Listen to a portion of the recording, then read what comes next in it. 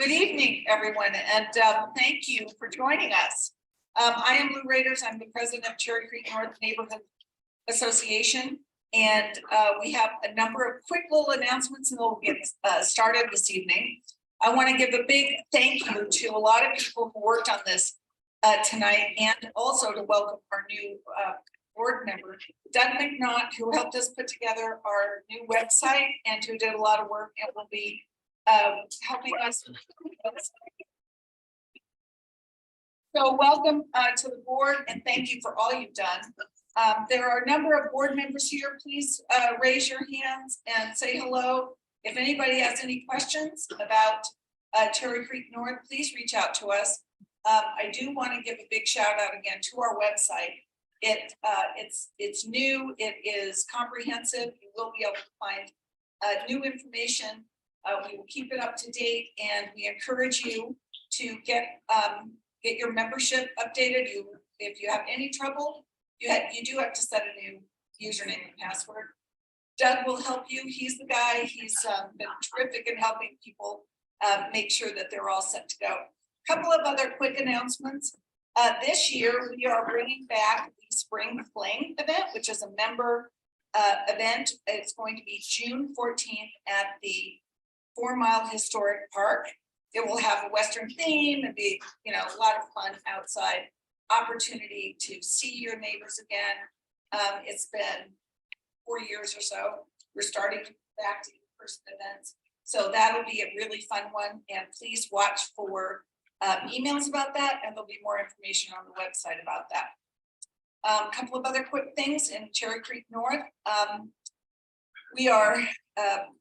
We have a lot of new developments. We tried to outline a few of those in the newsletter that many of you, hopefully all of you, have received.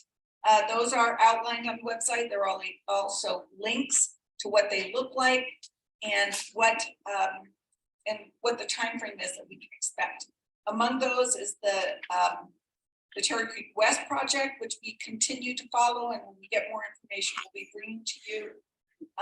We do have a couple of other large projects within the city that we'll be able to hear from candidates about. Issues about transportation. We are involved with Denver Moves Cherry Creek, which has been an ongoing program. Please watch for future information about that. We will have more neighborhood information, but there's also quite a bit on the website. So the website will now be your place to go to link to and find real information, and we will make it relevant to your neighborhood. So if you are not a current member, we'd love you to become a member. Help us do what we do to get the information out to you and make sure that we can represent you as we move forward with the growth that the city is experiencing. And so related to our event tonight, the elections are coming up. Ballots will drop next week, March 13th. You have to mail them back by the 27th, or you can drop them in the voter box. And that's election day, which is April 4th. We anticipate a runoff election for the mayor. These folks won't have to endure any more election activity. Top vote getters win their seats. There are no runoff elections for council seats. So with that, we are going to get started tonight. And I would like to introduce our moderator, Dennis Ryerson. Dennis Ryerson was raised in Iowa farm country, experiencing Iowa's early caucus exposure to presidential candidates. In his own words, he was one of those nerdy kids who took an interest in words and current events.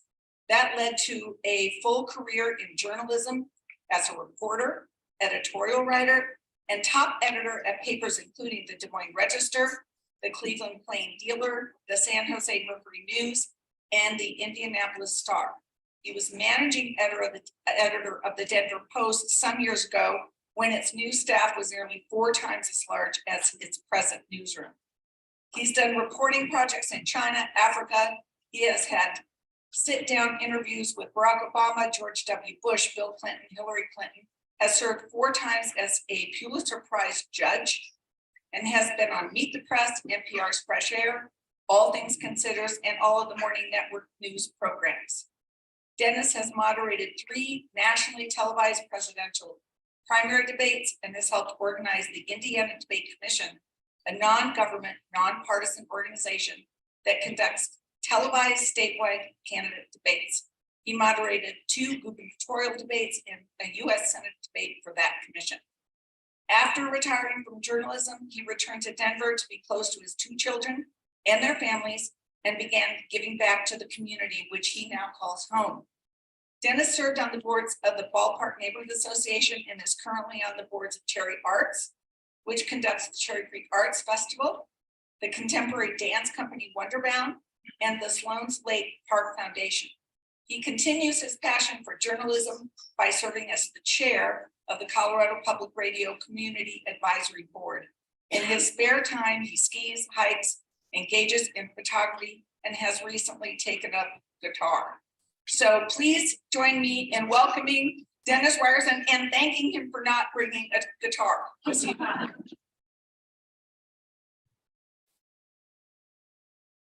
at the end of the day, I'm just a recovering Norwegian from Iowa. Thank you for being here tonight. Thank you, candidates. As a voter, one of the most important things you can do is cast your ballot. Of course, to be a good voter, you've got to learn about the candidates and the issues. And that's why we're here tonight. So I'm just thrilled at these candidates. I've had a chance to talk to them all. They come in, they hug each other, they talk about their families, they greet each other, they're sociable. And I'm thinking they should send some lessons to some other politicians. I think we all do. So thanks for being here. Please silence your cell phones, other electronic devices. No outbursts, please. We want to leave as much time for the candidates as we can. And we won't be able to address all of the issues in Denver. You know, the Park Hill project, homelessness, all of those kinds of things. The camping ban. There'll be opportunities for other forums. You can see a link to those forums on the Cherry Creek website. So we invite you to do that. We'll focus tonight on issues of importance to this wonderful neighborhood. There are flyers available, information on the website about the positions the candidates have taken on other issues. So with that, we have 2 at-large candidates who weren't able to be with us tonight. Selena Gonzalez Gutierrez is not able to be here, and Dominic Diaz wasn't able to be. Pardon? Oh, sorry about that. Can everybody hear me okay? I was in the middle of a speech one time, and I asked that question, and somebody in the front row said, "I can hear you just fine, but I'd be glad to change places with somebody who can't." With that, let's begin. The candidates will have 45 seconds to answer the questions, and we'll begin with, we have a couple issues. We'll focus on safety and policing, and then zoning and traffic. So I'm going to sit by the table, and we have the lovely Annette, who's going to be the timekeeper, and she's going to give them the hook if they exceed their 45 minutes. So let's get the show started.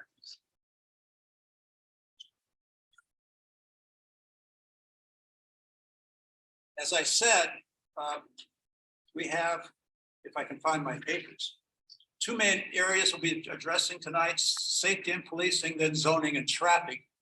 We got the sound on? Yeah, just move it a bit closer to you. Can we go? Just get a bit closer to the mic. All right. Okay, our first question is this. What do you think about the current authorized size of the Denver Police Department? Should it be expanded or reduced? If you believe it should be expanded, what would you do to attract more recruits or officers and train them? Amanda Sawyer, why don't you go first on this one? 45 seconds and up to the 40. Well, good evening, everyone. Amanda Sawyer, Councilwoman for District 5. Thank you so much for having us tonight. I think that the current size of our police force is good. We actually expanded it by 188 positions this last budget season. The challenge is that we cannot fill those positions. Although we have thrown money at it, we have done signing bonuses, we have done education bonuses, we have done a number of different things. We can't get people to apply for the job. And the reason is because our police department doesn't feel like they're supported. It's a really tough time to be a cop right now. And as we all know, without a full strength police force, we start to see some of the challenges. I'm honored to be endorsed by our police. I work with them very, very closely, especially the ones in District 3. And they know that I support them. And that's what we need. We need candidates and leaders who support our police department. Thank you. Thank you, Amanda. Michael Hughes. Good evening, everyone. Michael Hughes, candidate for District 5 as well. I certainly think that the size makes sense, but there are many unfilled positions. One of the reasons why I think it's very difficult to fill positions, not only in the police force, but throughout city offices, planning department is down as well, is the cost of housing. And so we have to pay attention to the livability of the city in a whole host of ways to attract the best talent to the city, but also I know you and your own businesses want to be able to attract the best talent to Denver. And so we need a cost of living and a cost of housing that makes sense. I support filling all those positions in any way that we can and making sure that we as a city confirm that we support the police officers and need them to prevent and to intervene when there's a crime. Thank you very much. Will, you have the podium. Good evening, everyone. My name is Will Chan. I'm one of many at-large candidates. So thank you for being here today and listening to us ramble. I do agree that we have a good 5 police force right now. What we need is actually to have people finish, and the recruitment piece is fine. But people aren't actually finishing their cadet training and actually not passing their mental health background. So I think that's the gap that we have right now. We have a lot of people going in to the police force, but they're not completing their training. The other piece is we need to expand the safety piece. Like we don't have a 911 dispatch that is 24/7 fully staffed. Like those are problems that we need to think about holistically. And so yes, we need to support our police officers, but we also need to address the issue holistically of what are the other barriers that in our public safety realm that we need to provide. Thank you. Tim? Oh, I'm sorry, Dominic. Good evening, everyone, and thank you for having me tonight. My name is Dominic Cavias. I'm also one of the candidates running for City Council at large. To answer your question, I think as the city continues to grow, we're definitely going to need to make sure we're having adequate levels of staffing to address the job satisfaction issue. And definitely, as a councilman, want to highlight and champion good cops.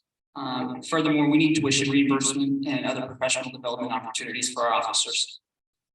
As a councilman, you can be sure that I'll be a collaborative partner that's approachable for our police officers as well.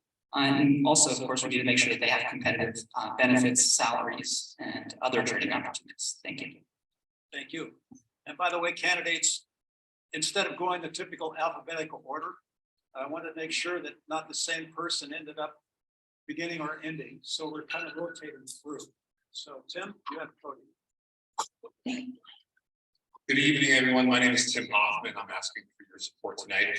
I agree with most of what has been said here that if fully staffed, our police force has the adequate number of people to focus on the core function of public safety. I spent 5.5 years working as a prosecutor at the district attorney's office. And in addition to the cost of living as a real issue, the other thing that I heard repeatedly from officers is that we ask them to do things that officers and police are not the best equipped to do. So expanding our safety net, expanding the STAR program, of course, co-respondent program to allow the police to focus on the core function of public safety will also attract more recruits to the profession. Thanks, Tim. Travis Likert.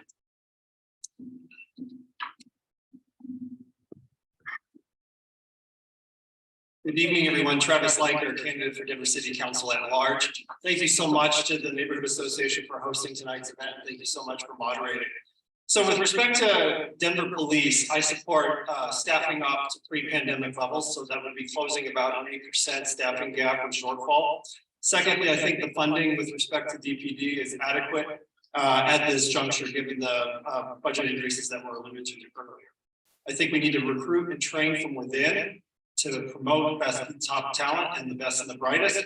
And I also want to focus on the areas where of need in terms of where we're staffing and deploying our DPD force. And I'm thrilled to announce as of last week, I've been endorsed by the Denver Police Union. So I look forward to working in concert with them to make sure that all of our neighborhoods are safe.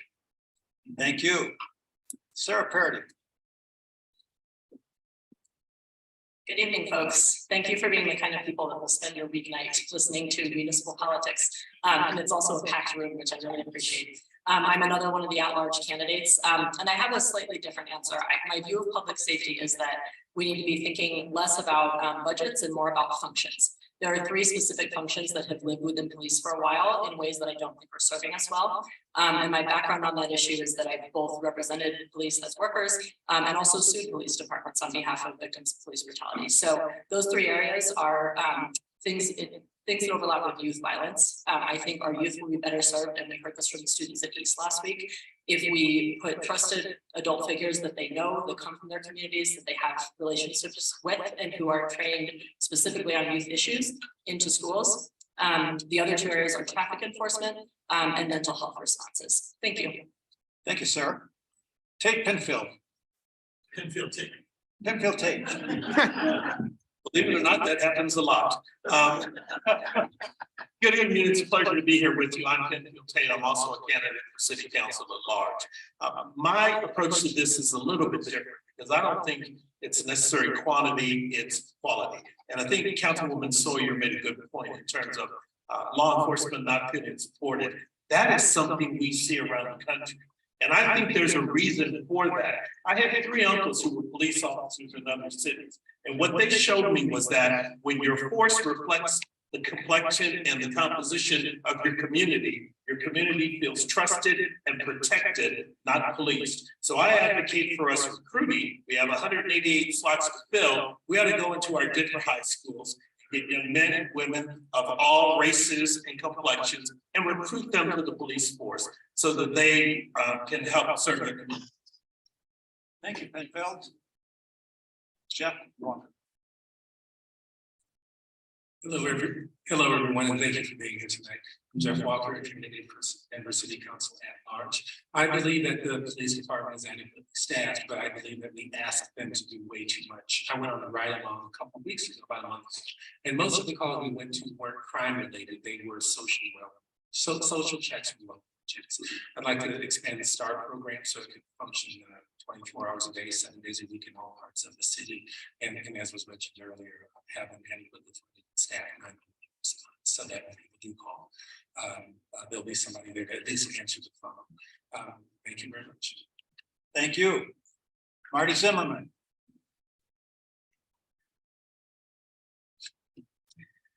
So being a Z, I'm always last. It just kind of happens that way. But thank you everyone for coming out. Just at the beginning. My name is Marty Zimmerman. I am the last person on the stage who is running for Denver City Council at large. In regards to the question, I do believe that when we can be fully staffed, we are adequately staffed. However, the question after that, I didn't really hear very many answers of how are we actually going to do that? And so my background is I've worked with more than 400 nonprofits, and my wife and I have a consulting firm for those nonprofits. And one of the key audiences that we've been doing is workforce development for people who are new to America, who are immigrants, or people who are going through the process trying to get their citizenship, who reflect the communities in which they are coming from. Those are the people that we should start recruiting to be part of the police force. Thank you. Thank you. Our next question will be in 2 parts. Do you support additional city resources for diversion programs such as the Denver Alternative Intake Diversion Center and the existing Support Team Assisted Response or STAR program? And if so, how do you think expanding those programs will impact crime and address the issues of criminal justice, if at all? And what are your thoughts about safe injection drug use sites? Michael, you can go first on this. Thank you very much. Let's not leave the last question so that it doesn't get answered. I oppose safe injection sites. I think you get more of what you put up with. And so I think we have to send the message that that's not something that we're going to encourage. And so I think safe injection sites are the wrong choice. I do support focusing police officers on their core duties and expanding these programs that allow other kinds of response, mental health response, diversion programs. So the answer to the first part of the question is yes, support those programs as well. Thank you. Amanda? Thank you. Well, I also don't support safe injection sites. I think we don't want to hang up a big sign that says, come here and do drugs and we'll pay for it. So that question answered. I also very much support and have advocated for actively for the last several years the expansion of our STAR program, and very excited about our E program, which just opened a couple of weeks ago. I will say that we have staffing problems in the mental health departments as well. So we would love to expand STAR. The challenge is we are short mental health providers. What we need to do is get our universities to start recruiting people to come here so we can build a pipeline of mental health support technicians in Denver who want to stay in Denver, so that we can fill those positions, so that we can expand those programs. Thank you. Thank you. Dominic, you're next. It's a great question. Thank you. The STAR program in the AIDS Center, I think, help free up resources for law enforcement officers, as was mentioned earlier. They help reduce recidivism among folks who commit low-level nonviolent crime, and provide case management, mental health services, and substance abuse treatment for folks in need. Also, the STAR program helps to improve outcomes for folks who are in crisis. And I think that's a good thing. They also foster community trust, and I think that's something that was spoken to earlier. We rebuild trust in our law enforcement officers. Regarding safe injection sites, I do support safe injection sites. They reduce overdose deaths, they reduce what would otherwise be public drug use, and reduce infectious diseases. Thank you. Okay, thank you. Tim?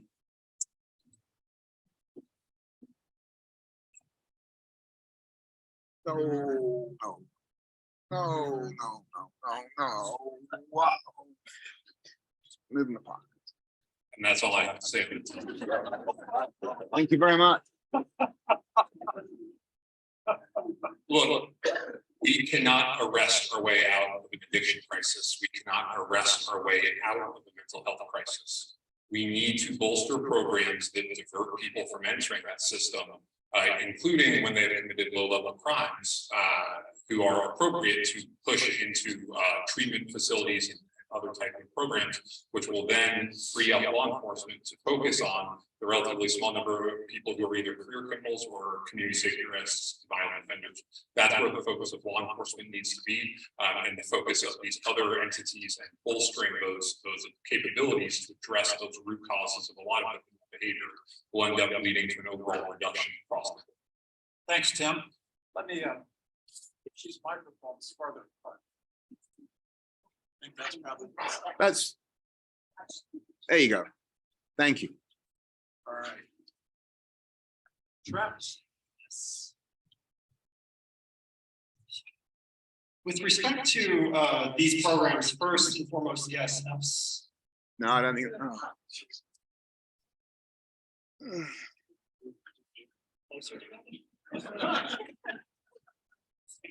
Yes, there we go. All right, so yes, I support increased funding and complementary services to those who are in need, like the STAR program. However, I also want to flatten out some of the contracting that's occurring in the city. I think we have funded wholly many nonprofits and direct service providers, but not have adequately provided funding for those who are also delivering services, but not to the degree that we could be. Now, with respect to coordination, I would like to coordinate more with RNOs. I led a group of 15 RNOs to help address some of these support programs, and I think we're working on the ground and coordinating those services would be better served and better utilized within the city. Thank you. Sarah? Just that answer. All right, I think it's okay. It's- So I'm going to start with the diversion programs because those have been sort of addressed the least. I'm a huge proponent of those. Anything that I think keeps people from winding up incarcerated who could avoid that, it leads to better outcomes. There's great evidence behind those, and I'm excited that Denver's been taking some steps in that direction. Like I think most folks, I also support expanding the STAR ban. I've been endorsed by the Denver Paramedics Union, and they are crying out for more resources of that type, because when folks have a mental health crisis, you need an appropriately trained person to respond to that. Right now, the STAR ban is only able to respond to a tiny number of those calls, so we urgently need to do that and support that wherever possible. I also support safe injection sites. The evidence is behind them, and the drugs are here. And the question is, are we going to let people continue dying on our streets? Thanks, Sarah. Mr. Tate. He gave up on putting the two together. I also support, we've got to expand all of these other diversion programs, whether it's AID, whether it's LEAD, it's a law enforcement diversion program, or whether it's STAR. When I served in the legislature, I was in the House and the Senate and on the Joint Budget Committee, and I was frequently a proponent for alternatives to incarceration, because I used to always tell my colleagues, we can't arrest or imprison our way out of this. We're going to run out of money. We got to have a different way of doing this. And all of these diversion programs need to be expanded. We are going to be challenged to staff them because we don't have enough trained professionals in the area, but we've got to work on that and incentivize young people to take a look at these careers. In terms of safe injection sites, I'm reluctantly prepared to move forward and try it. The state legislature has approved it. Well, they haven't. Denver's got a law on the books. We ought to try it and see what happens in Denver. All right, thank you very much. Jeff?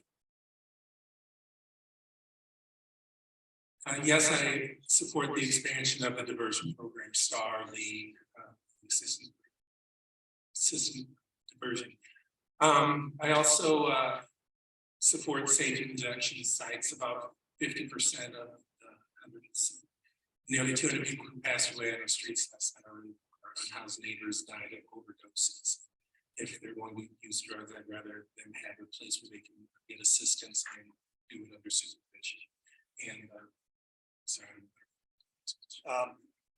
Mentioned safe injection sites and the STAR program, how they will help. Oh, so on my right along, most of the calls that we went on were not related. They were well checked for people who needed assistance, and that's who needs to be handled. People who are qualified and trained. Thank you. Thank you, Jeff. And Marty, no longer last. You're next. Appreciate that. Thank you. So in regards to the two first questions, yes, I'm very much in favor of diversion programs because I don't think that we need to criminalize every activity, especially these activities that don't necessarily need to be criminalized. We pay so much more for people who are in prison than we do if we pay for treatment. So it's a proactive approach. In regards to safe injection sites, I hate using that term because I like the idea of an overdose protection center. And it's a place where it's not where they're just shooting up. It's a place where they get counseling, get access to resources, and they get the help. It's a misnomer that we're providing the drugs. We're not. We're just making sure they're in a safe place. And if they're coming to a safe place to be able to do this, then they're more likely going to want to get treatment. And we can use other nonprofits who have not been approached to bring their caseworkers together, but we're not including all the nonprofits who are providing the services to help. Thanks, Marty. And Will. Not every problem in the city needs a cop. What we need is to get to the root cause of issues of why crime is actually happening. So I am supportive of the STAR program, but what we need is actually to pay our paramedics and our case managers so that the STAR program can actually be implemented.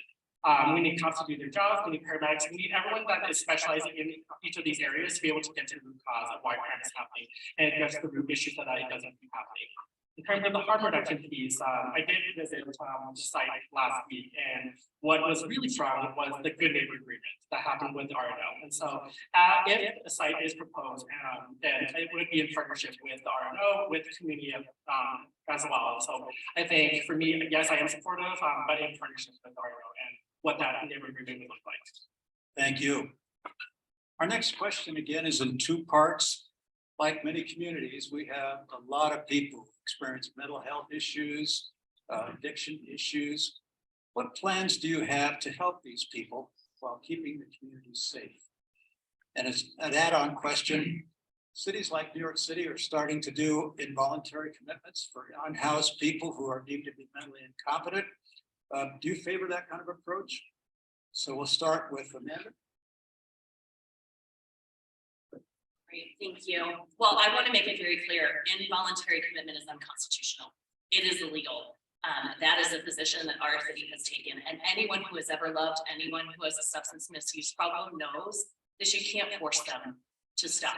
They will go right back out and they will do it again. So the way that we need to address this problem is to ensure that we are providing all of the support services that we can, working with neighborhood organizations, working with nonprofit service providers, working with Denver Health, all of these different stakeholders who can provide that kind of support to those community members, because we cannot force them to go inside. Much as we might want to, that is unconstitutional. Thank you. Thank you very much. Michael?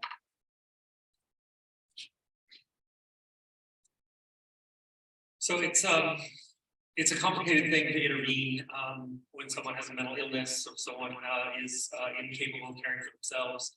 And certainly we need a level of outreach and a level of care in the street to bring people into places where we can really coordinate care. So one of the things that I favor is centralized locations where we can in fact have some of these service providers together. So that if someone is in need of housing, there's someone to do housing support. If there's someone who has a mental health crisis, there's a mental health professional who can be available to them. And if there is a substance use problem, there's a professional there. So I think for us to have more coordinated care and more central locations where people can come would be an addition to the programs. All right, thank you. And now for the at-large candidates, the same question. We'll begin with Dominic. No. Thank you. My plans for helping people and keeping the community safe involve using city employees and nonprofit service providers to meet people where they are and start building relationships with folks. We need to use city-owned land to create permanent and transitional supportive housing as well. We need to remove the camping ban from the books. It's a waste of city money, resources, and we're disrupting people's lives. We also need to leverage partners like the Colorado Village Collaborative to create additional safe outdoor spaces to prevent festering public health issues. We also need to ensure that our service providers are running efficient and coordinated entry systems to avoid duplication in services and making sure that we're providing tailored approaches here. Thank you. Thanks, Dominic. Tim. Look, we've already focused on some of the acute interventions like the STAR bans, and I want to expand it out a little bit and focus on diverting people before a problem becomes so acute that those type of interventions are actually even required. In 2016, here in Denver, we had a pilot program where we took 285 chronically homeless individuals, moved them into supportive housing, and didn't just provide housing, but we also provided wraparound services to address an addiction issue, mental illness, whatever else they needed to stabilize in the community. That program saw after 3 years, 78% of them were still housed, 40% reduction in arrests, 40% reduction in emergency visits. It's so much easier, more humane and cost effective to address these problems well before they become acute crises. Thank you. Travis. Realized I was remiss in answering the previous question with respect to safe injection sites. No, at this point, based on data, further legislative action. Now, with respect to this question, investing community solutions built for zero model to end homelessness. It's been an effective model in other municipalities, and it centers on data. We need better data management. Now, with respect to working with the city, coordination is key. We have to be able to convene direct service providers in a more strategic and efficient manner. It hasn't been done for the better part of the last few years, and I'd like to see that improve. Novel approaches to supporting those who are unhoused, like tiny home villages, and then working with philanthropic partners to further fund the basic income project. Once you have that financial stability in place and housing stability, I do believe that those who are unhoused will be on the path to economic self-sufficiency and success. All right, thank you very, very much. Now we'll go to Sarah. I predicted it somehow. So I want to give a very clear framework in response to this question. The reason that people fall into homelessness in the first place is loss of housing. It's that simple. And that may be, sometimes that may stem from a behavioral health issue or an addiction. More often it stems from illness and job loss. Once people lose their homes, at that point, they become at very great risk of becoming addicted or beginning to experience mental health problems because living on the street is horrible. And so if you're talking about people that have been chronically unhoused, that's a year or more. The approach that works is what Tim and Travis described, which is a housing first approach. You give people access to housing, stabilize them first in a safe outdoor space or a tiny home village, give them services in those locations, help them get into a pipeline into permanent supportive housing. And typically once they've been there for a period of time, they're able to stabilize, leave that housing. And in Houston, 90% of folks that do that never access services again. Thanks, Sarah. Enfield? Big picture statement, we made a mistake as a society in the 70s, 80s, and 90s when we closed a lot of the mental health facilities that operated in a number of states. And we dumped a lot of people in prisons and on the streets, and we're paying for that now. We need to rethink a more comprehensive approach to mental health services. With respect to the unhoused, one of the interesting things when you're on the campaign trail is you get a lot of information. And many of us met with providers of shelter space and affordable housing, and they gave us 2 data points I'll never forget. First, 40% of the unhoused work full-time. 2, 10% more work part-time. It's an affordability issue in our city. Stabilize people like many of the shelters do, provide wraparound services with a housing first model, you can make significant inroads in the problem. Thank you. Marty? Please reread the question, because I didn't hear people answering other questions. Talk about mental health, addiction issues, and how those people can be helped and keeping the community safe. And then the whole issue of involuntary commitment for unhoused people. Thank you. I appreciate it. I really focus on listening to what people are saying, and they weren't answering the question. So I want to just be genuine and authentic to the question. So I do believe that Amanda Sort's right. I mean, you can't involuntarily hold something that's illegal. So take that off the table. However, what has happened with our city is our city has not listened to the community, has not listened to people, and has not listened to the nonprofit community. There's an organization called Step Denver that checks on does mental health, they provide support for people who are in recovery. And what they have done is they checked every mental health center that is available to see how many beds are available. So where the city says we don't have room for people with mental health issues that are severe, they actually said we're only 73% full. So what I want to start doing is listening to the community to be able to address these kind of problems. Thank you, Marty. Jeff? Thank you. I would like to see those services expanded that we talked about. I mentioned earlier, 50%, about 50% of people who passed away on the streets died of drug overdoses. Another 3-4% passed away from exposure to the elements. I'm not for involuntarily committing people, but there has to be something better than leaving someone on the street to possibly freeze to death, become a victim of violence. I am not sure what that is. Both Houston, San Antonio, other cities that have had success in moving people off the street also have campaigns similar to what we have. They're enforced at different levels, but I think that's one way to save somebody's life, and that's I think is the goal, is to save people's lives. Thanks, Jeff. And Will. Groundhog Day for answers. So I would support looking upstream. So how are we actually addressing the root causes and how we are addressing mental health, substance misuse, housing, all of these issues are tied together. So we have to look at it in terms of a holistic solution moving forward. And so also for involuntary holds, I would be in favor of exploring the option. I've seen time and time again where people that can't help themselves and how are we providing those services, whether it's expanding the STAR program for more active case management. There has to be something where we need to address the root problem, where I've seen people just unhouse people on the street or just yelling and screaming. And I think that's a piece that it is not okay that that is happening. And it is a disservice to the community of how we're letting them just disappear into the background. So I want to know that. Thank you. Now we're going to turn to zoning and traffic issues. Developers have their interests. They want to build fast. The city has its interests. We need more density housing, affordable housing, and residents have their interests. Open space, traffic congestion, building design that reflects the nature and history of the surrounding area. What's the proper balance? How do you balance the needs of the residents and the developers and the overall city? Michael? Got the answer to that? I hope so. I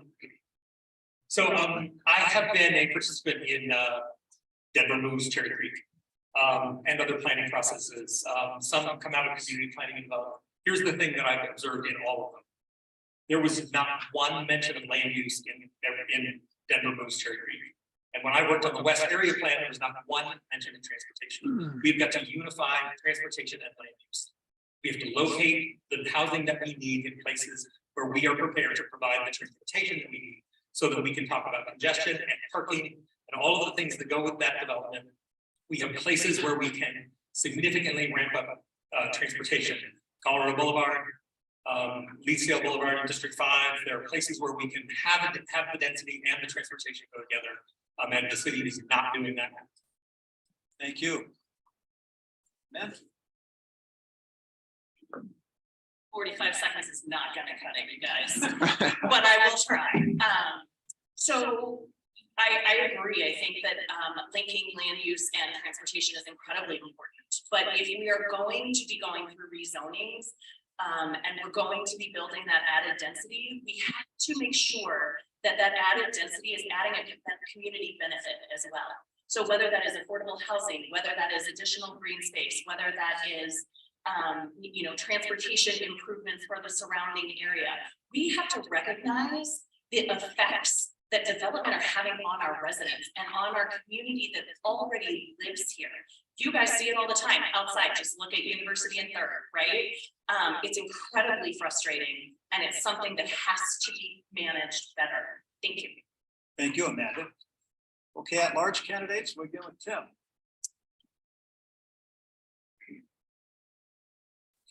I think so often when you start talking about these issues, it becomes either you're exclusively for the current zoning code, or you believe that we should be putting 12-story apartment buildings across the city.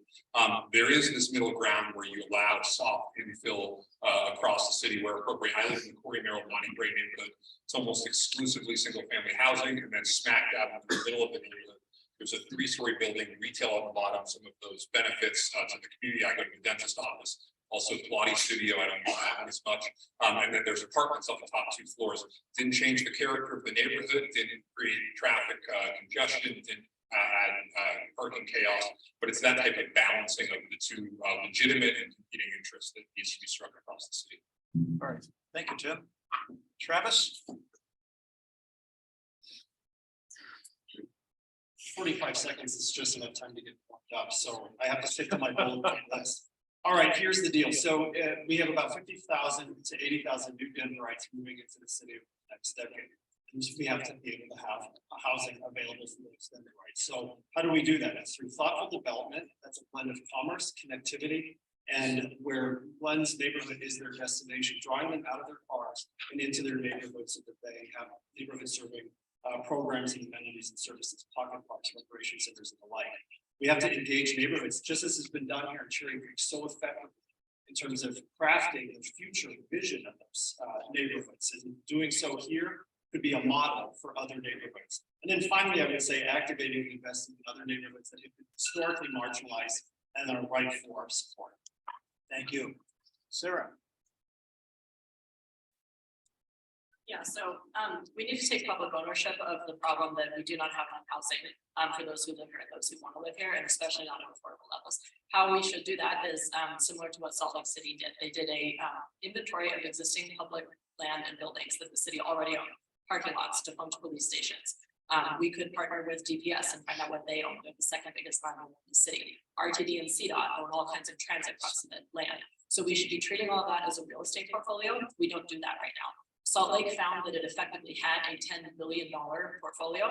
And when they unleashed that, they were able to sort of prioritize selling some parcels, building on others, and adding residential or mixed residential commercial stock throughout their city in areas that essentially were, going completely defunct. Thank you. Marty?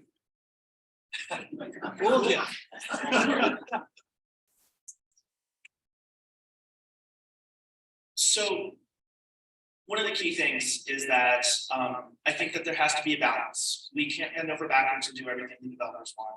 We can't also say, hey, how are we going to address the problems? One of the concerns, and I'm going to talk about this neighborhood in particular specifically, is that you have lost your voice. And the city council has overridden your area plan and said that we could build higher density, larger, taller buildings when you really only had just a certain height that you wanted for the neighborhood. You've lost your voice. And so in this conversation, if we're talking about developers, density and everything else, we need to engage the RNOs and the communities so you can have your voice back and actually have it be heard in the beginning and during the process. Thank you. Thank you. Will, you're up. So the thing is, we need to have predictability. So when developers are building, and they're going through 18-month approval process for a zoning, that doesn't make sense. That cost of like developing would get passed on to residents. And so what we need to do is actually look at how we are building housing and building it faster to address the needs of our communities. So really thinking about how we're streamlining our permitting and our license process to build more housing, but also thinking about how we can actually provide incentives of a social good that is being provided by developers that are matching the needs of communities and able to do it quicker than the bureaucracy of government. That we can find a way that we can find that balance working with the private and the public sector together. Okay. Jeff. Thank you. I served on both Denver's planning board back in the early 2000s and RTD's board of directors turned out in 2020. What I learned from all that is that tastes change, uses change, needs change. You can see the housing styles between the Victorians and Five Points and the ranches in Southeast Denver, Southwest Denver. Denver Stapleton Airport was in use for less than 60 years before DIA started construction. So the point is that things change over time, and I don't expect anything to be held to one standard. But community input is extremely important. I'm always up to listen, and whatever the community wants, I will listen to that and carry it forward. But personally, I think that things just change. Thank you. Thank you. Penfield. I agree with Jeff's point. Everything is relative. I think what's going to happen is we've grown explosively, and I would offer that we have developed without a real plan, without a real direction.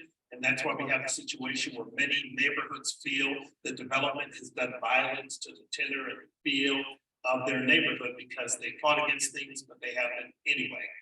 I think growth may slow because we're just becoming too unaffordable. And you're seeing it now with layoffs, with ribs, and with people slowing the in-migration to Denver, which gives us an opportunity to pause and talk about, as a neighborhood, as a community, as a village, what do we want our city to look like? How do we want to develop, and where do we want to develop? We're all going to have to share some of the good things and some of the not so good things, but that's how we develop as a community. Thank you.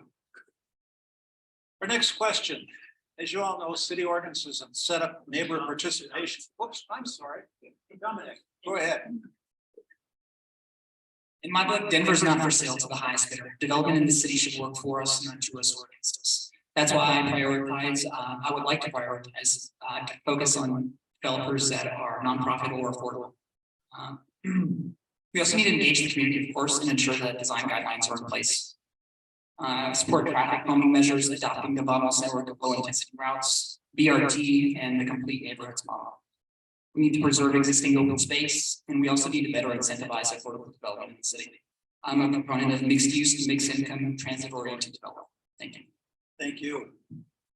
All right, now our next question. The city set up neighborhood participation through the registered neighborhood organization structure. Seems to me it works pretty well. In a lot of cities I've lived, the city hall is referred to neighborhood organizations as neighborhood Nazis. They don't like them. They treat them pretty well here. Do you support the RNO program here? And how will you support the Cherry Creek Neighborhood Association and surrounding associations?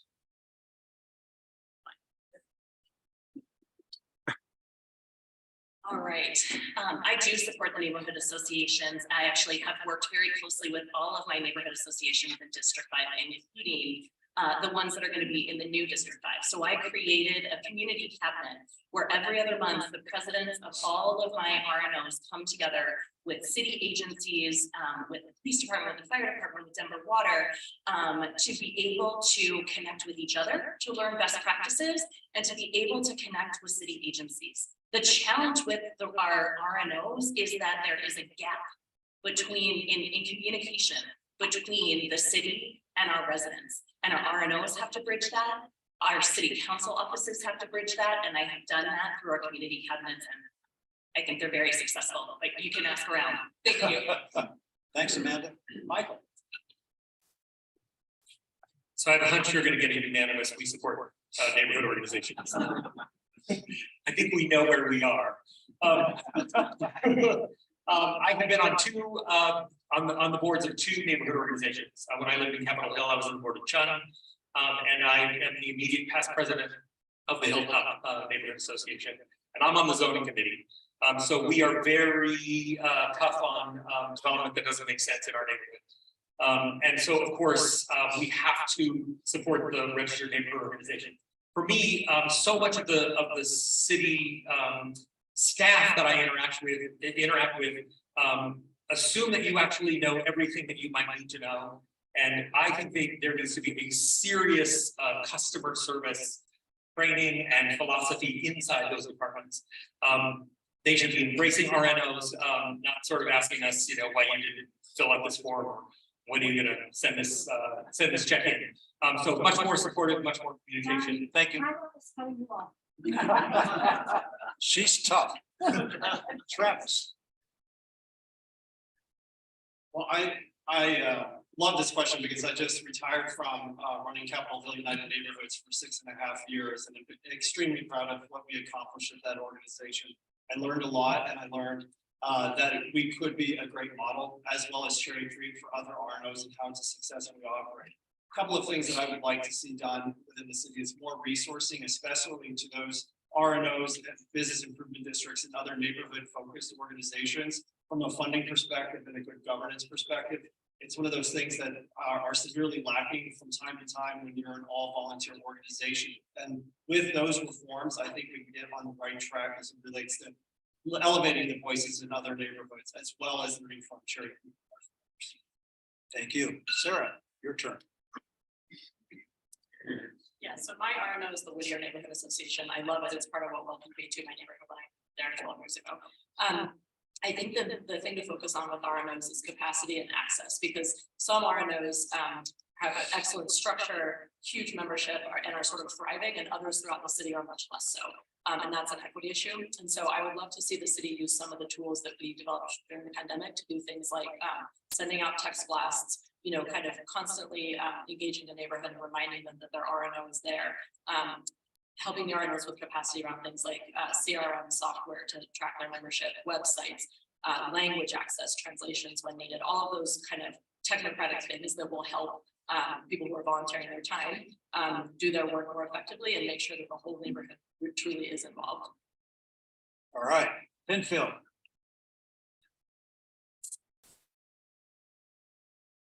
I support the city's RNO ordinance. I support Cherry Creek RNO. I worked for Mayor Pena when he was the mayor who really started this movement towards getting input from neighborhoods, because for many, many years, City Hall never listened to neighborhoods at all, and it's a trend we ought to continue. But I think now with a new mayor and at least 5 new city council people, it's time to have another conversation to look at the RNO ordinance and see if there are improvements, modifications, changes we can make. I think Sarah's right. The city ought to look at providing some resources to some RNOs to give them a better opportunity to voice their concerns, to weigh in and to help the city make decisions. And that is an effort I will support and endorse. Thank you. Thank you. Jeff, let's hear from you. My kid keeps texting. I helped found the Rosedale Harbor Gulch Neighborhood Association. I was one of the members back in 2009. We set that up to be a conduit of information between the administration and the residents. It does not take positions on issues that come forward. And I think that's worked really well. What I noticed when I was on the planning board back in those days is that they were There were a small number of people who were dedicated members of the RNO. God love them for that. But most people didn't show. So when the president of the RNO came and said we represent the community, I knew that not everybody would be touched by that information. So that's why we set it up as such. But I love RNOs. I found one. I was its president back in 2000. Thank you. All right, Marty?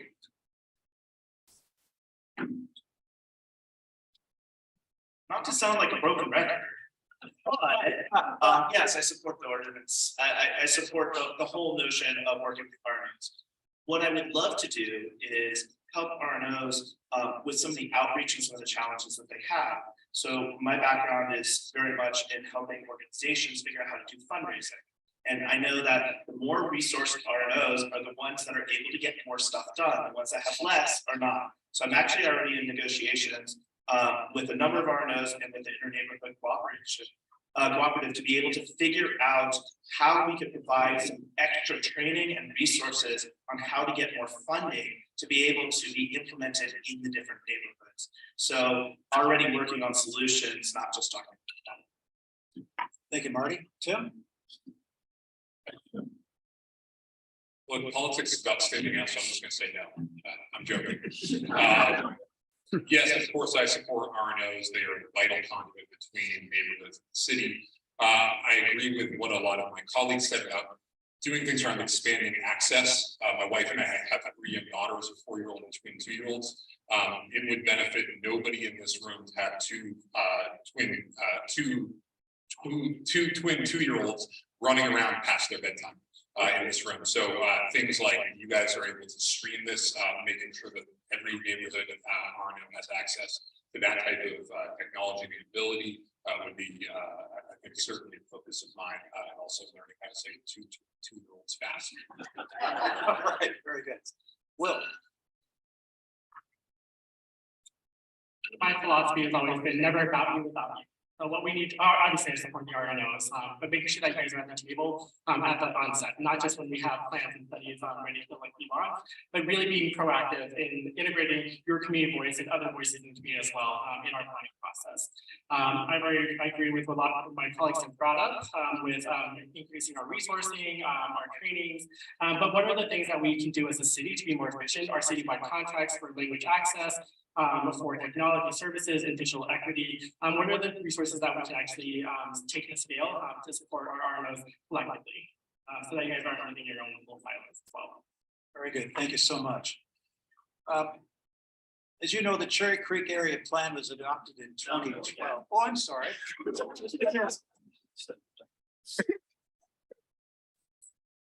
Thank you. I do support RNOs. Here's how I'll help support RNOs as a councilman.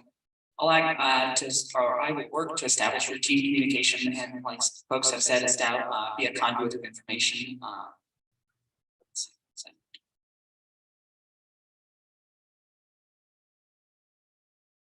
And a partner to get things done.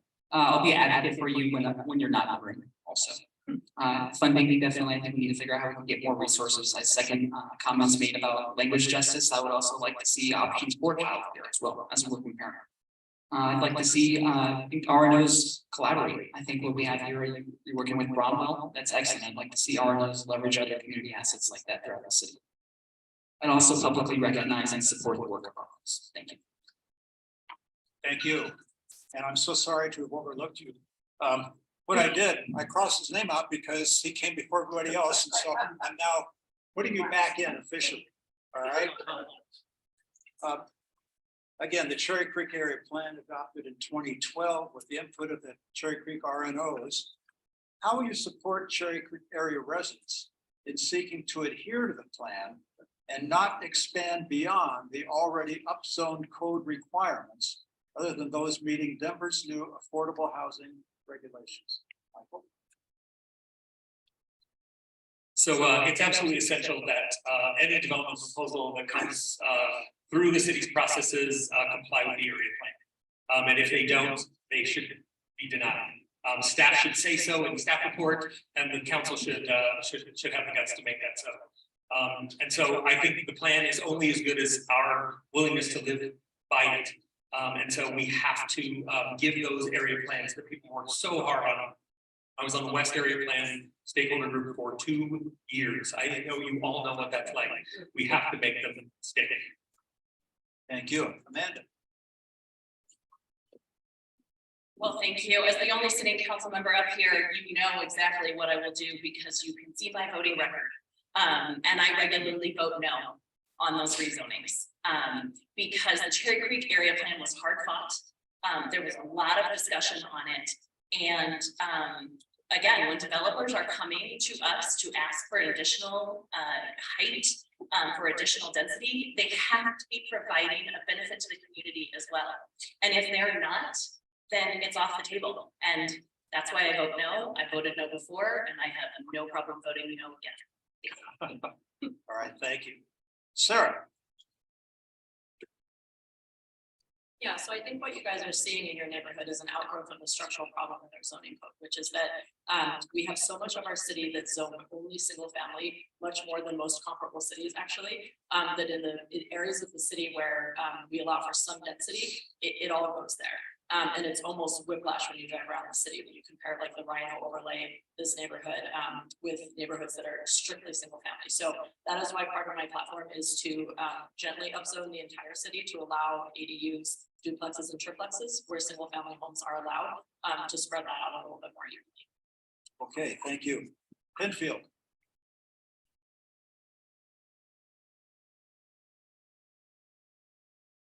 In many ways, I agree with Sarah. I think the problem we have is the way the city has developed and grown over the last decade. Frankly, we have a mess on our hands because we have driven development in some areas, ignored other areas. And many of our area plans, although they're hard fought and they should be, and we ought to adhere to them, many of them have been defensive reactions to not knowing what City Hall is going to do and not knowing what's going to happen to your neighborhood and your city. We're in a different place now. We need to have a broader community conversation about what we want our city to look like, how we want it to grow and develop, and where. And that may mean that we need to gently amend a bunch of area plans because we need to accommodate what's happening to the city. And it can't all happen in one place. It's got to be moved throughout the city. Thank you. Marty.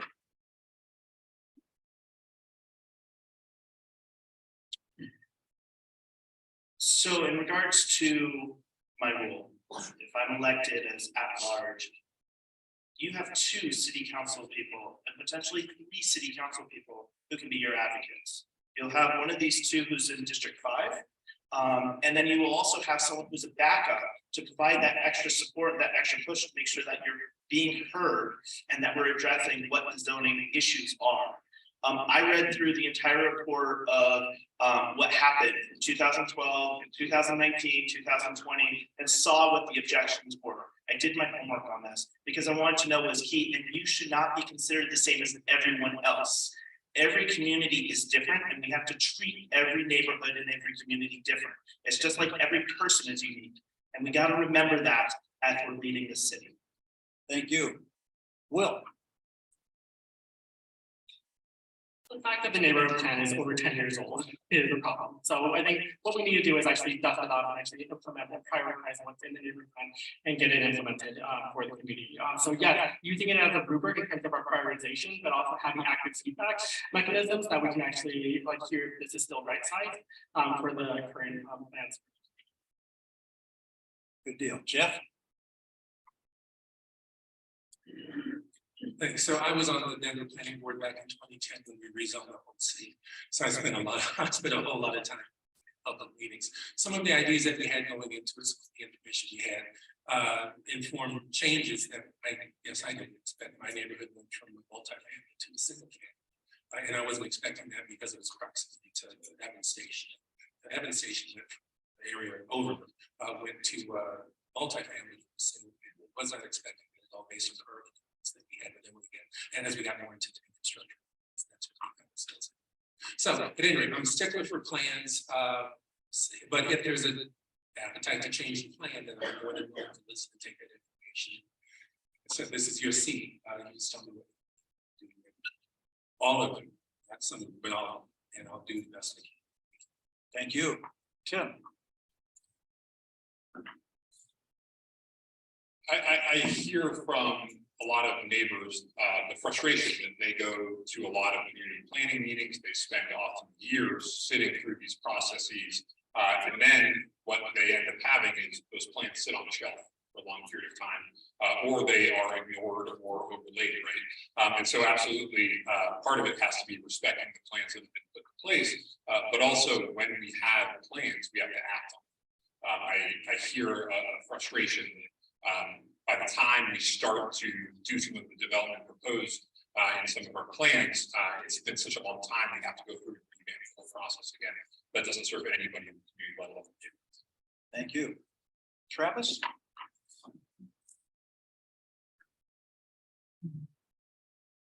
As someone who has operated in a registered neighborhood organization that overlapped with Cherry Creek, I know that you all have endured quite a bit over the last 10 to 20 years. So from my perspective, I think we need to acknowledge that Cherry Creek has endured a lot, comply with the existing area plan, and onboard new affordable housing in the context of the current law. It's the thorough plan, and in reference to the age of the plan, it's relatively new compared to other peers in the city. So let's complement neighbors and not work against them. And then finally, I would be remiss if I did not mention the attention that we need to give to downtown. If downtown does not excel, so will not the city. And we must invest in downtown. I would love to work with developers and others to complement and invest in our report. Thank you, Travis. Next question, somewhat related. How do you plan to prioritize pedestrian safety in the area as part of Denver's Vision Zero? We all know the Cherry Creek area is not. Oh, once again. I've got it spelled out here, big letters. I think I agree Dominic that should many go. of the plans need updating. I would be in favor of adopting ADUs citywide. I think as a councilman, I'll be a champion of the benefits of adhering to existing plans. I'd also like to explore incentives for developers who actually do adhere to the plans that we've established. I think we also need to have robust enforcement mechanisms in place to deter non-compliance. We need to, as a council members, be transparent about zoning regulations, development plans, and public input opportunities. Thank you. Thank you. Back to pedestrian safety. You know, Denver's Vision Zero. We all know Cherry Creek is a wonderful neighborhood. I live near Sloan's Lake, but when I come here, it's just a grand place. A place for people to live, work, and play. What do you do to prioritize pedestrian safety? So, Mike. Okay, pedestrian safety, I'll try not to go too long. It's essential that the Department of Transportation and Infrastructure takes seriously all modes of travel. And having done some work, so I was a stakeholder on the West Area Plan because I run the West Line Corridor Collaborative and the West Corridor Transportation Management Association. So I work with Dottie all the time. And there is a serious imbalance inside that agency. And roads and traffic and moving traffic through as fast as possible trumps everything else. And so we need a serious rebalancing inside the agency to prioritize different modes and to treat them with the respect that each of them deserve. Pedestrian safety, it has to go far up the list inside that. Thank you, Amanda. Thank you. Well, Dottie has some real problems, and I work very closely with Dottie. I also sit on the board of the Transit Management Association, Transportation Solutions for the Cherry Creek area. So this is something that I live every single day. The gap between Dottie and its resources and its staffing and what the community actually wants and cares about when it comes to transportation safety is wide. How I have already worked to fill it is by hiring my own traffic engineering firm. Working with neighborhood organizations to get the traffic engineering firm and the residents together to look at the roads, collect the data, and then take that to Dottie as a recommendation. So all Dottie has to do is fund it and build it. Thank you. Thank you. Dominic, you have earned the right to go first this time. Let's see. One, we need to create safer intersections by prioritizing funding for transportation projects that have a focus on moving people rather than cars. We also need to oversee a successful implementation of the Denver Deserves Sidewalks program. We need to reduce the amount of cars on the road by adopting things like BRT, expanding the e-bike rebate program. We also need to prioritize safety when making land use decisions as a council. I'd also like to explore other opportunities for pedestrian experiences like the one that exists in Livermore Square. Thank you. Thank you. Penfield.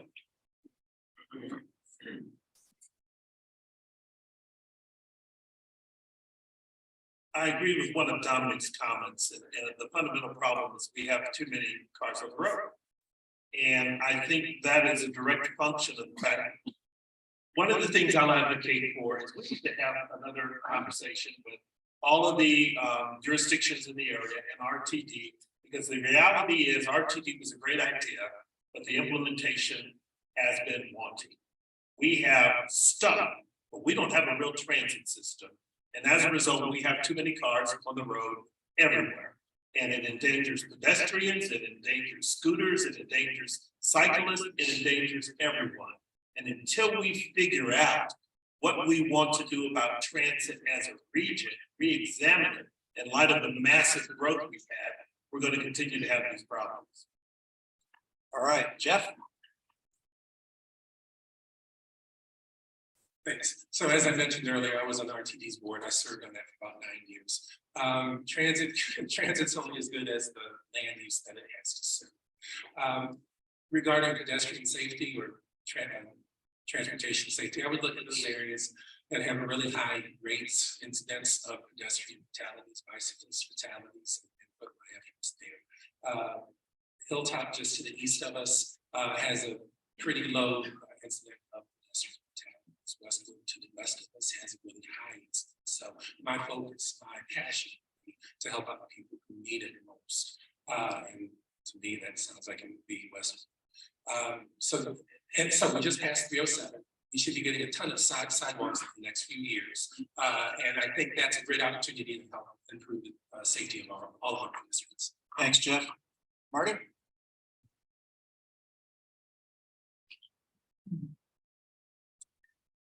So pedestrian safety is kind of very key. I was talking with a person who lives at 4th and Steel, and his one issue is that people blow through that stop sign.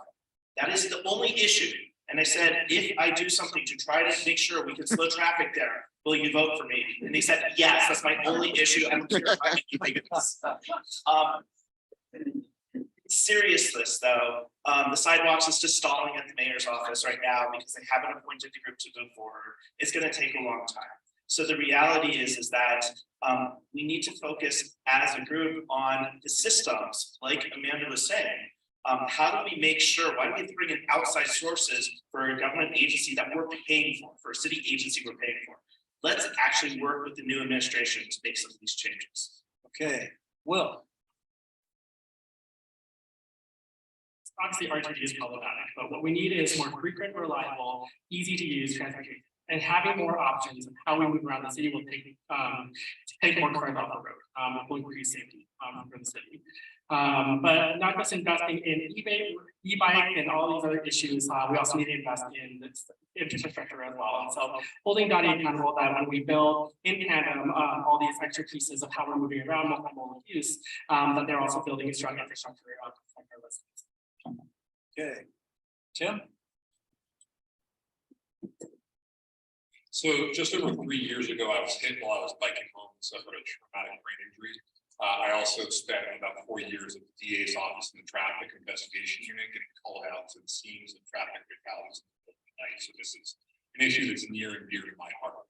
There's a high injury network of a relatively small number of intersections that make up the lion's share of traffic fatalities and serious bodily injuries. That's where the resources need to be focused, especially in Cherry Creek. It's changes, relatively small changes to the lived environment. I understand, as the councilwoman talked about, it's much more complicated than that. But things as simple as a speed bump in or around where someone's blown through that stop sign at 4th and Steel, they will not do it more than once because they want to bottom out their car.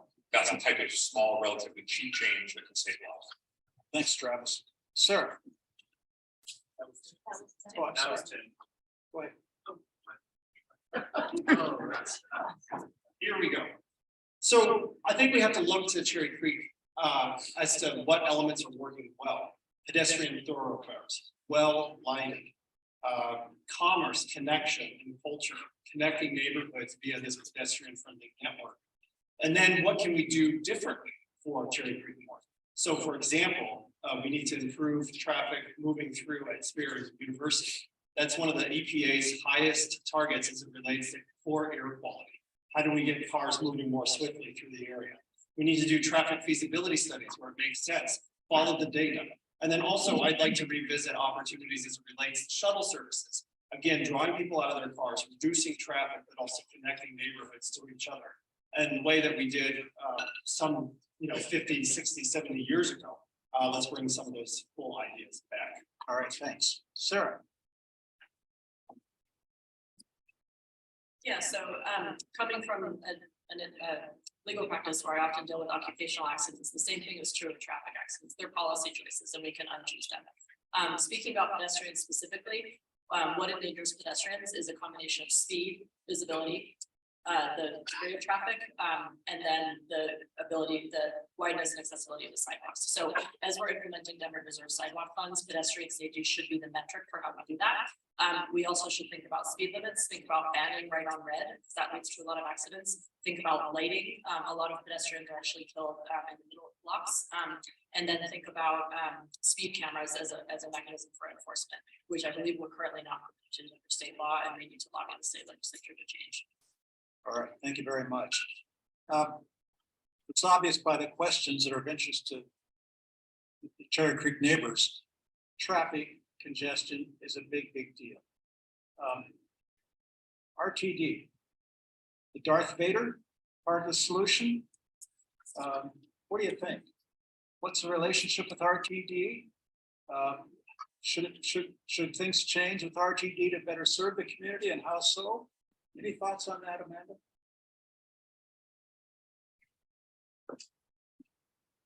Thanks. RTD does not have the funding to provide Denver with the transportation that we need. I'm not going to lie to you, and I'm not going to pretend like it's not happening.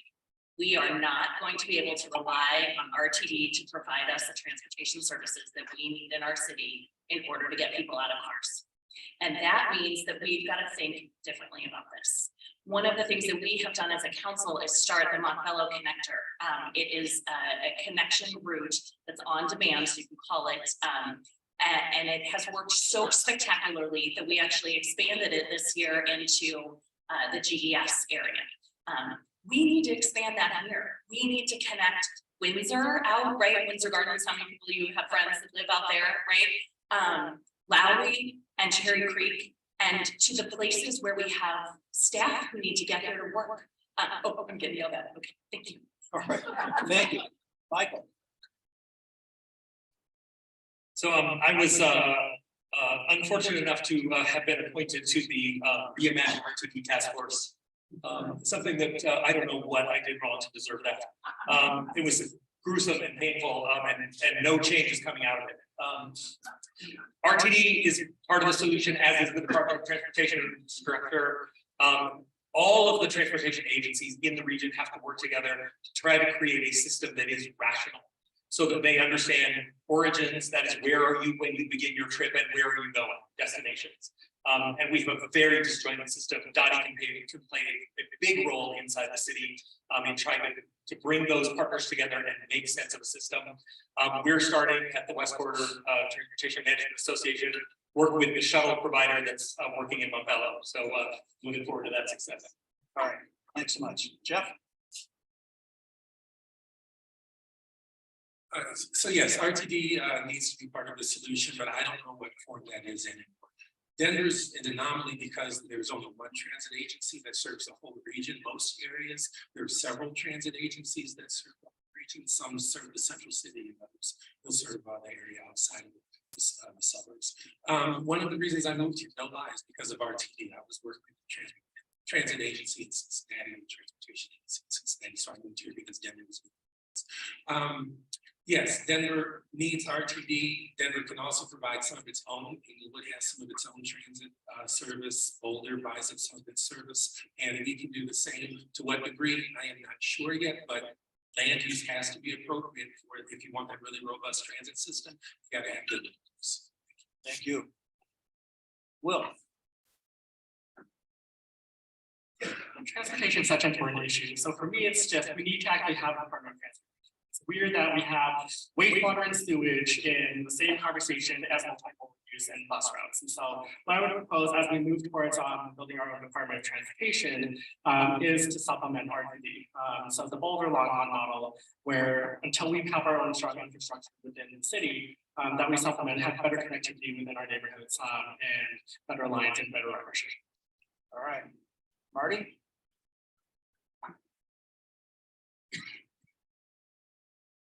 I've been thinking long and hard about this one, because the reality is that if you take San Francisco, they have 5 regional transit districts that's smaller in size than our RTD, which covers 9 different counties. And so RTD is not horrible, they're not evil, they're not Darth Vader, but they need a lot of help. And so I like the idea, and I'm in favor of saying, hey, we have real talent in our city. We have many organizations and different groups.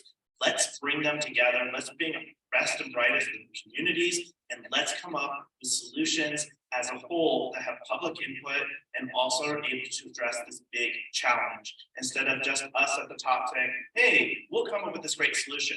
It needs to come from the community. Thank you. Dominic? Thank you. I think it's a yes, and we need RTD and we need DOTI. In 2019, Denver voters authorized DOTI to own and operate its own buses. We really need to explore that option. We also need to, I'll say it again, adopt the BOMOS network of low intensity routes. I support city owned and operated bus rapid transit and other options that increase neighborhood connectivity. We need to expand the e-bike rebate program for sure. And telecommuting, we also got to explore the benefits of telecommuting. I know we're working to bring people back downtown, but the world has changed. Telecommuting is here to stay. I'd also like to explore partnerships with private garages to offer parking subsidy or discounts to employees. Thank you. Thank you. Tim? So in the short term, there's still going to absolutely exist a partnership between the city of Denver and the RTD programs. We can control parts of how that system is operated. For example, the bus rapid transit system, we're able to make the alterations to the road that then allow RTD buses to move more efficiently. But certainly in the medium to long term, the city should be exploring building up a more independent entities. Because I think the last couple of years have shown that there are real concerns in terms of the longevity and funding that comes with RTD. Thank you. Travis?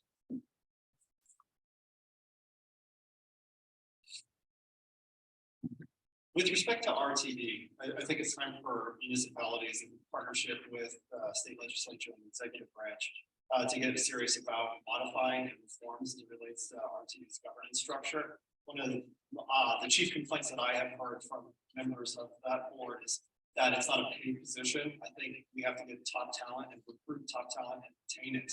And part of that is making it a full-time job. Next, I think we have to bring back some novel approaches as it relates to what we have piloted here in the city before. So once there was the circuit in Cherry Creek, how do we get those regional connectivity back into place? Montebello connector, leverage that for a little bit further. And then finally, I would like for us to do what Boulder has done in partnership with RTD, hop, skip, and jump. Why not use our existing or our historic streetcar line for such a purpose? All right. Sarah? Yeah, so I think in this neighborhood specifically, this is a great example of where we should be using that new city authority to actually run our own buses. And those should take the form of shuttles with stops that go in a circular route that's either connects to RTD service or connects to parking. I think that would make a huge difference pretty quickly at Cherry Creek. And then in addition to that, all the things that we're doing to move away from cars more generally, this neighborhood is a great example of why that's so crucial, right? Because this is the kind of neighborhood that folks absolutely would access by bus or other modes of transit if they could. So I think you would see the benefits of that pretty quickly. Things like E-bikes have just, this week, we did a study on our e-bike program and folks are taking 3 less car trips per week who have bought those. And so if we could build out our citywide bike network, starting with shared streets and then going to protected bike lanes, you'd see more people coming into this neighborhood by that route. Thank you. Penfield.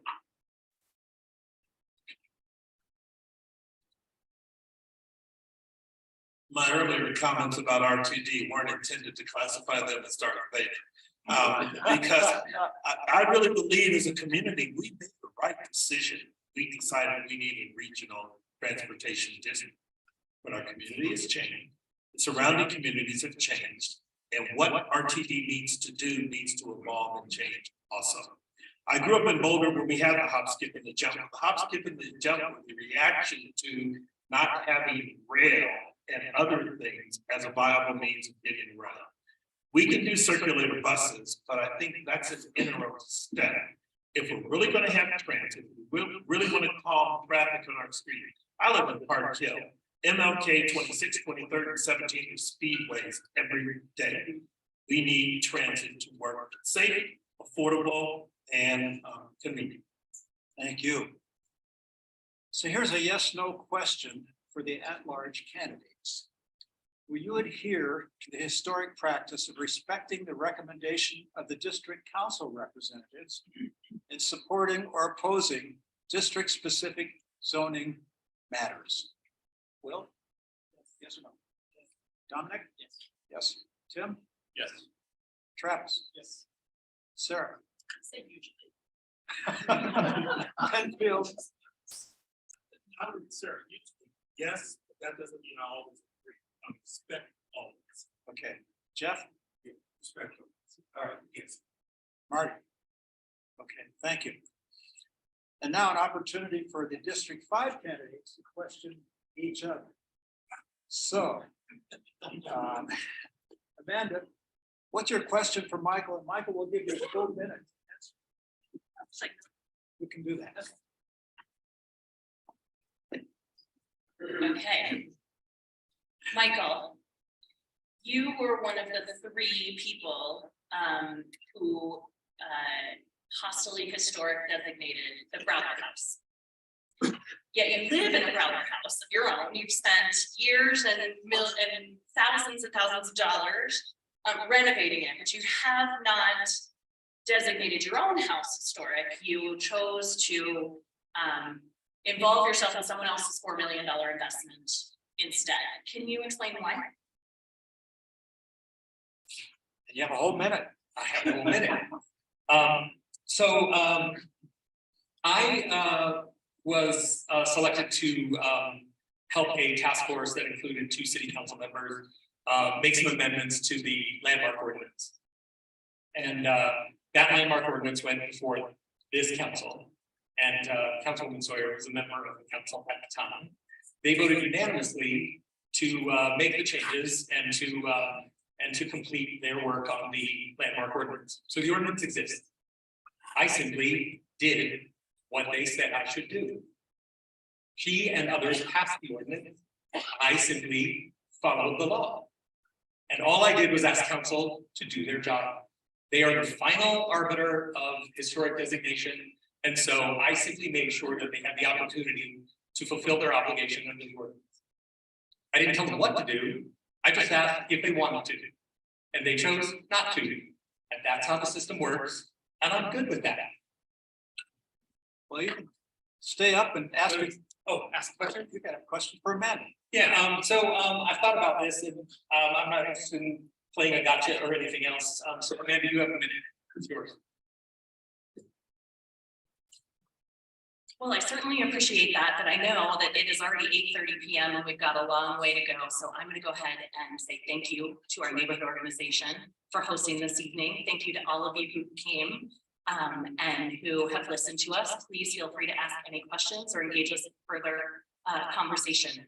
I see my hand. All right. So it's time to bring this to a close. And how about 90 seconds for each of you for a closing statement? Michael, do you want to go first? Sure, 90 seconds. I will help you get back out into that cold weather. might take less than 90. So I've had a wonderful opportunity to build a career in conflict resolution and consensus building on some really amazingly difficult public policy issues. That is the mindset and the skill that I would bring to city council, and would love to ask you for that opportunity. And there is only one reason for me to do this, and that is to be of service. So I think when I think about what life is for, it is to try to make the lives of those around us better. And so this for me is an opportunity to be of service. It would be an incredible honor, and I ask for your vote. Thank you. All right, thank you. Matt? Well, thank you.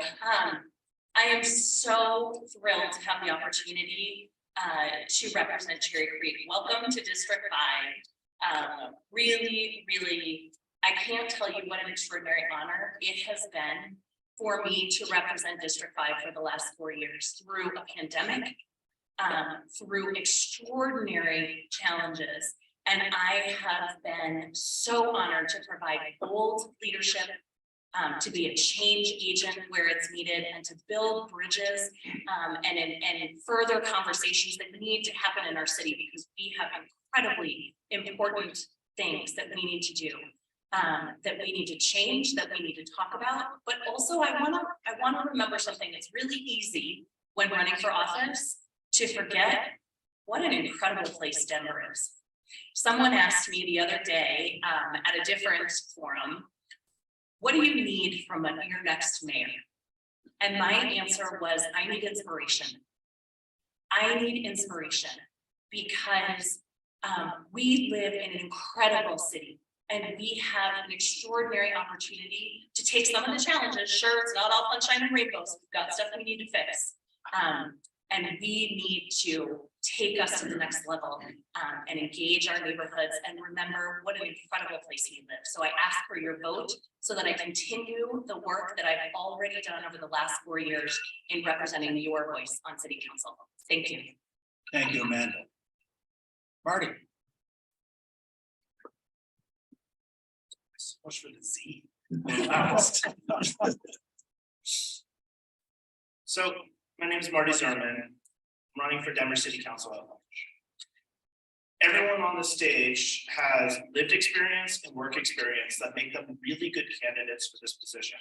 And whoever you choose, and whoever you vote for, it's very important to understand that all of them have good hearts.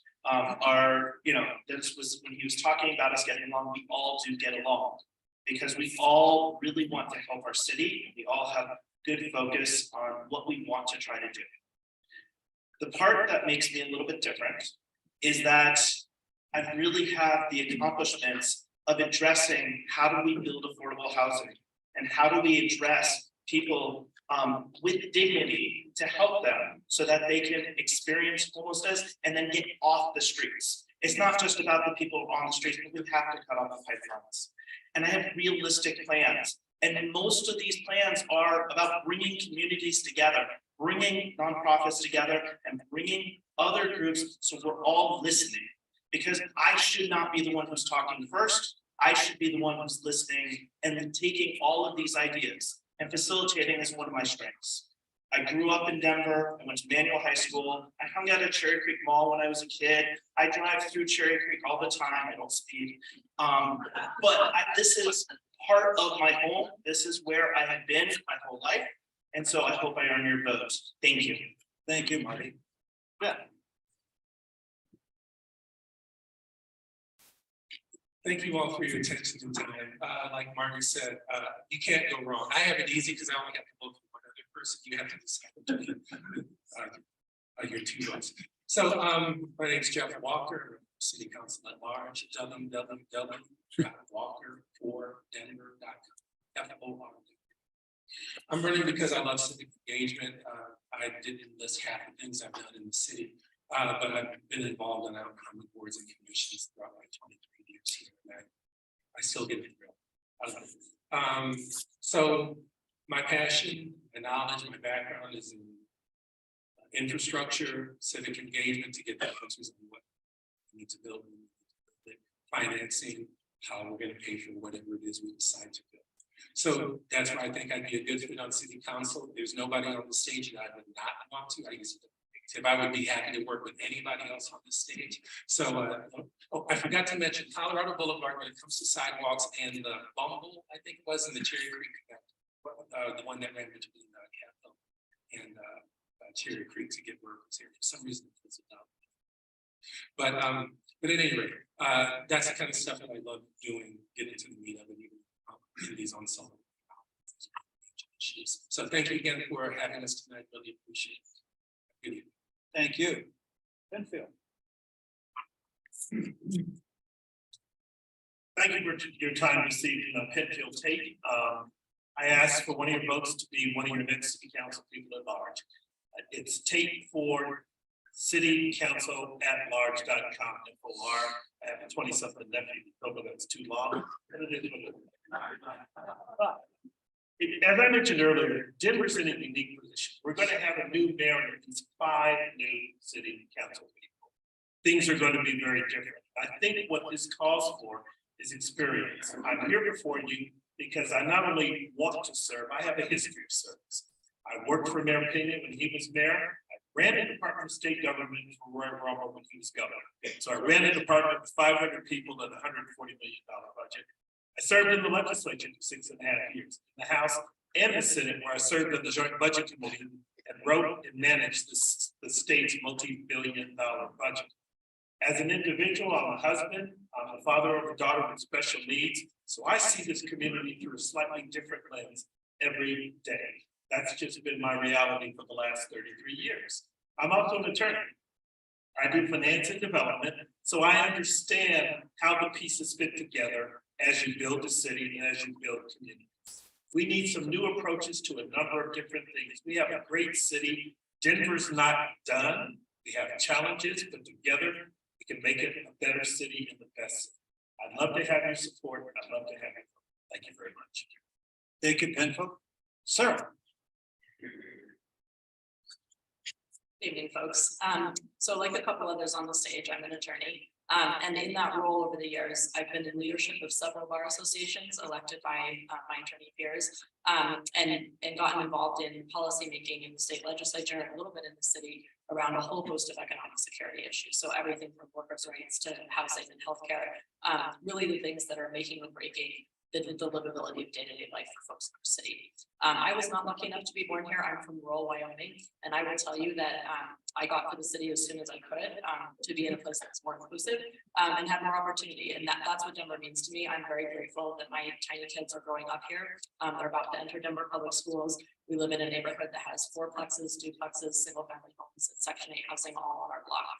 And that to me is what I came here for. So my background is that I have always stood side to side with working people in my law practice, in my policy work. I'm not going to do anything different than that when I'm on city council. And my professional network, or my network in the city, consists of everyone from people throughout the legal community to my clients from over the years, who are mostly low-income folks from every walk of life. I have over 250 folks from every background actively volunteering for my campaign, and I have yet to knock a door from the city where I didn't know someone in one of those stores. I'd love your vote on the fourth. Thank you so much. Thank you, Sarah. Travis? When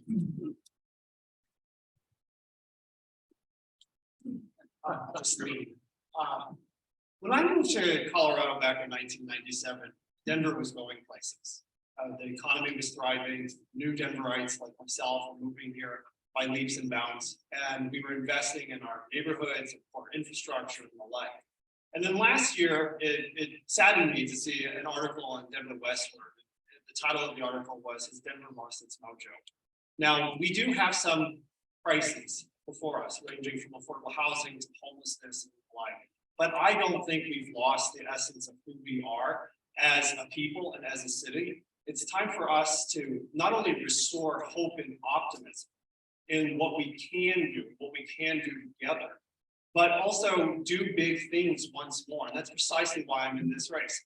I've been the head of an RNO that represents 4 different council districts in some capacity. I have a job with the University of Colorado that takes me to all corners of the city, and I see both the magnificence of the Mile High City as well as the inequities. That's precisely why I'm in this race. Heal the inequities, bridge the divides, do big things once more, and get some pep back in our step. And I dare say, I have long said on the campaign trail, and I will again tonight, I'm running a purpose-driven, joy-fueled campaign, and I'm inviting you all to join me, Travis Leiker, at travisleiker.com, and I would ask for your support in this council race on April 4th. Thank you so much. Thank you, Travis. Tim? Thank you all for being here tonight, and thank you for allowing us to all speak with you late into the evening. My name is Tim Hoffman. I am asking for your support on April 4th. Spent the last 5.5 years working as a prosecutor at the district attorney's office. I have 3 young daughters, a 4-year-old, and 2-year-olds. I think so much of the discourse in this campaign on all levels has been around the decline, and we as a city face real challenges. We have real issues around crime and public safety, affordability, climate change, transportation, and infrastructure. As a prosecutor, I lived a lot of these challenges every single day. I saw oftentimes the end result of policy failures. I also had, as I mentioned, my own crash, leaving with a traumatic brain injury, having to fight back. With all of that discussion of decline, I also find a lot of optimism when I talk to the neighbors here.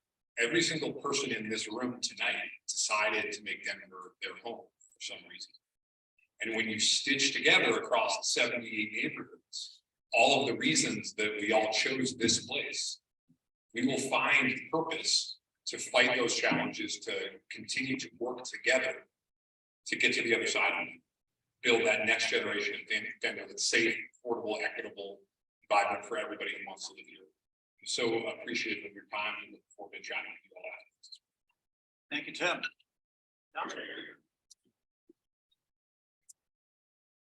Thank you everyone for being here. I wanted to share just a quick snippet of my background. My husband and my father was born and raised here in Denver. I've lived all over the city. For the past 10 years, I've served as a city employee in various capacities. Today, I serve at the Office of Children's Affairs, managing contract compliance. Hope that you see my passion for making the city safe and sustainable, a place that we can all call home. But this election, it's not about me. It's about you. It's about the future of our community and the kind of city we want to leave our kids. That's why I'm asking for your vote. By supporting me, you can be sure that you'll have an elected official that represents you to the city and not the city to you. I'll listen to your concerns and work tirelessly to address them. Together, we can create a Denver that works for all of us. A Denver where everyone has access to safe and affordable housing, where our children can grow up free from violence and poverty, and where we can all enjoy a healthy and sustainable city.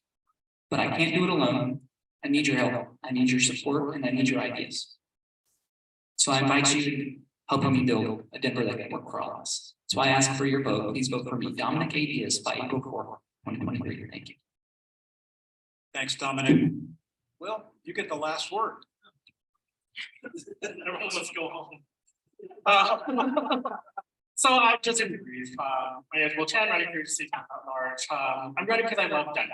I've been a public servant for nearly 2 decades, delivering for Denver's residents, and I will continue to do so, whatever the outcome of is with this race. I've been a union organizer, really listening to community and organizing and providing contact to represent the most under-resourced of our populations. I work in immigrant refugee affairs to make sure that we have a welcoming city for all, like my family, to come here. Worked in economic development and oversaw the economic recovery plan for our city as we got out of the worst crisis in our history. So I have a track record of delivering for Denver's residents. I will continue to do so and hit the ground running on day one. What we need is a leader that can hit the ground running to make sure that we just don't have words, but those words can get translated into action. So that's what I hope to provide in this role that's different than everyone else. I grew up on the West Side. My parents came to this country because we wanted a place to raise a family that was safe. We wanted a place to start over. We wanted that American dream. And as I've been growing up here, seeing that dream further and further get eroded and seeing more and more of our communities falling behind, that's the piece that I want to change, right? The city that I grew up with is not the same city that I want to raise my kid in. And I want us to be able to be proud of the city we are here together, building it together, and making sure that it is a city for all of us, and that it is a city that we can stand behind. Thank you very much.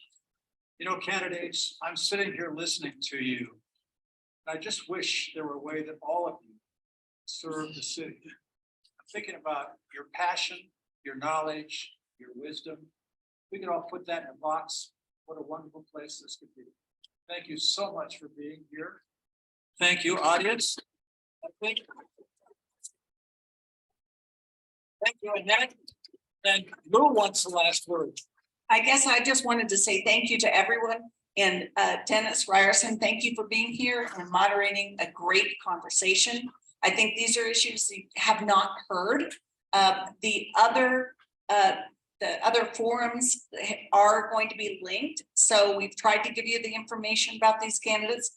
I don't think tonight made it super easy for anyone because I agree this is a fabulous group of forward-thinking people. I'm so glad to call them citizens of Denver along with all of us. So thank you, Dennis.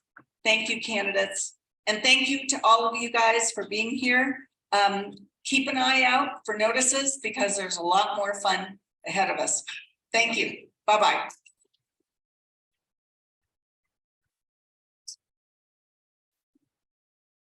The hardest job. You did. Well, you too. Yes.